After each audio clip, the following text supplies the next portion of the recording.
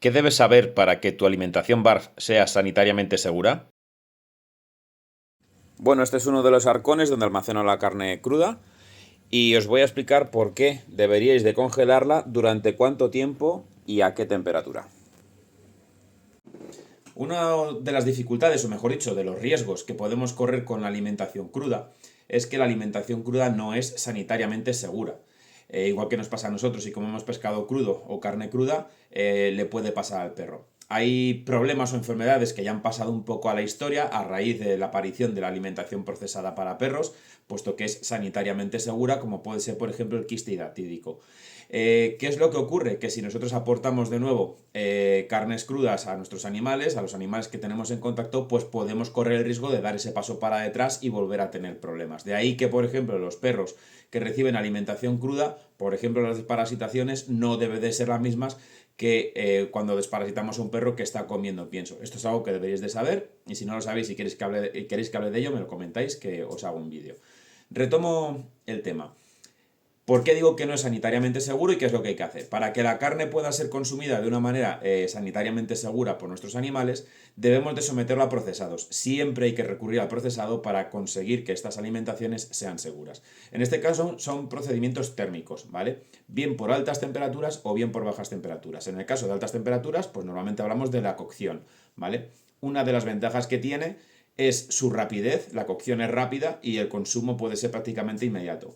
Mientras que en el caso de la congelación, en este caso supercongelación, porque hablamos de una congelación de menos 26 grados y mínimo 3 meses, ¿vale? Es decir, tiene que estar mínimo 90 días la alimentación congelada para poder ser consumida de una manera segura, con lo cual, pues efectivamente no es tan rápido como la cocción, que hacemos la cocción y en cuanto se enfría se lo podríamos dar a nuestro perro, en este caso no, tendríamos que almacenarlo durante mínimo 90 días para poder dárselo después de una manera sanitariamente segura.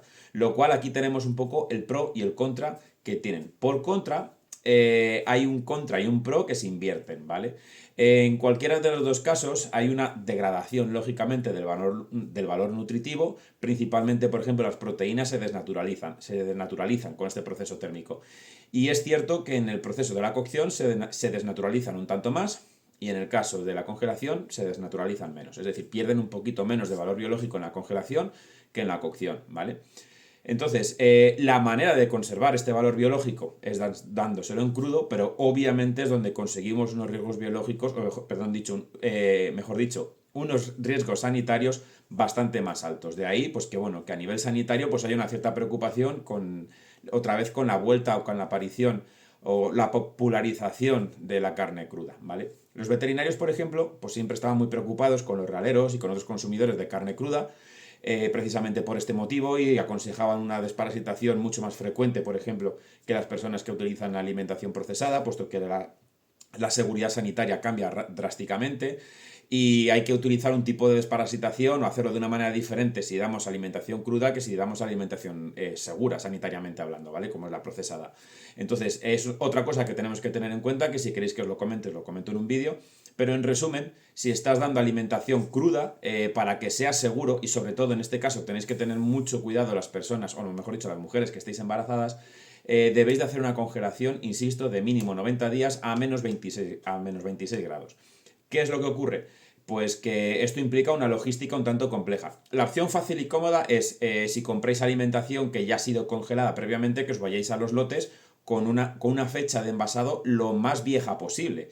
Que normalmente os confundís y queréis el producto que más reciente esté, cuando en este caso ganáis, por decirlo de alguna manera, si adquirís un producto que esté envasado cuanto antes mejor, ¿vale? No reciente, cuanto antes en el tiempo mejor, ¿vale? Y de esta manera pues ganamos tiempo. Pero lo normal es que al revés, que consigáis productos de un envase relativamente envasados relativamente hace poco, porque precisamente, lógicamente, esto implica unos costes para el productor o para los intermediarios que no quieren asumir y, lógicamente, prefieren que lleguen al cliente final cuanto antes.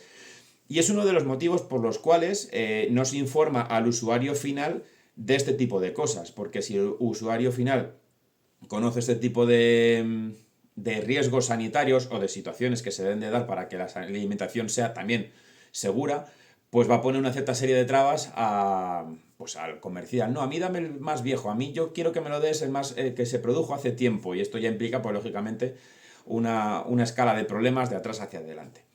A lo que iba, pero yo siempre os tengo que decir lo que es bueno para vosotros y para vuestros perros, como es lógico.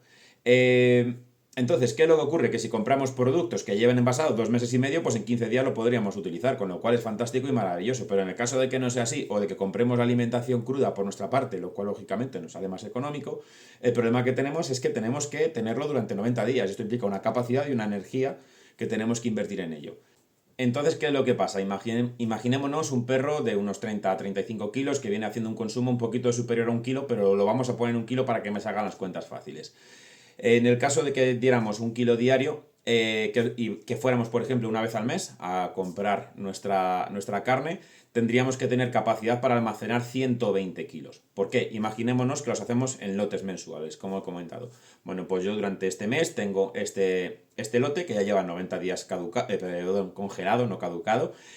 Cuando me lo acabo, lo repongo. Tiro del siguiente lote, cuando me lo acabo, lo repongo. Habría pasado ya un mes, con lo cual no podría todavía utilizar el primer lote. Cuando cojo el tercer lote y me lo acabo, lo repongo. Habrían pasado solamente 2 meses desde que yo he repuesto el primer lote, con lo cual necesitaría un cuarto lote, que cuando yo me lo acabo, ya entonces sí que habrían cumplido los 90 días del primer lote y podría otra vez empezar toda la operación. Con lo cual tengo que tener capacidad para hacer la congelación de 120 días, ¿vale? Es decir, de 120 kilos. Entonces, pues a nivel logístico, a nivel energético a día de hoy y demás y tal, pues implica unas cuestiones que tenemos que tener en cuenta si verdaderamente queremos aprovechar al máximo las ventajas nutritivas que puede tener la alimentación cruda sin liar la parda, ¿vale? Nos pasa igual con la descongelación. La descongelación también tiene su truquito para que aprovechemos precisamente las virtudes nutricionales que puede tener la alimentación cruda. Y nos pasa exactamente lo mismo con el tema de la desparasitación, que también tenemos que hacerla diferente a cuando lo hacemos con una alimentación sanitariamente segura como puede ser la procesada, ¿vale? Es decir, yo lo que veo es que quizás os está faltando información para poder hacer las cosas bien con respecto a la alimentación BARF, cruda, despojos, como lo queráis llamar. Veo que os falta información por un lado, que se os oculta en otro y en algunas ocasiones incluso que se os dicen mentiras, literalmente.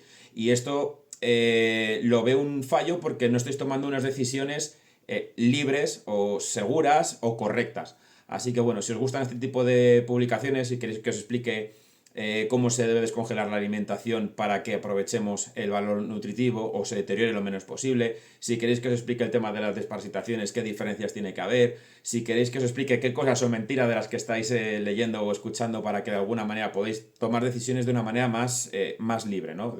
Y considero que la información nos da esa libertad. Así que nada, si os gustan este tipo de publicaciones, pues le dais like, me comentáis lo que queráis y os sigo contando cositas.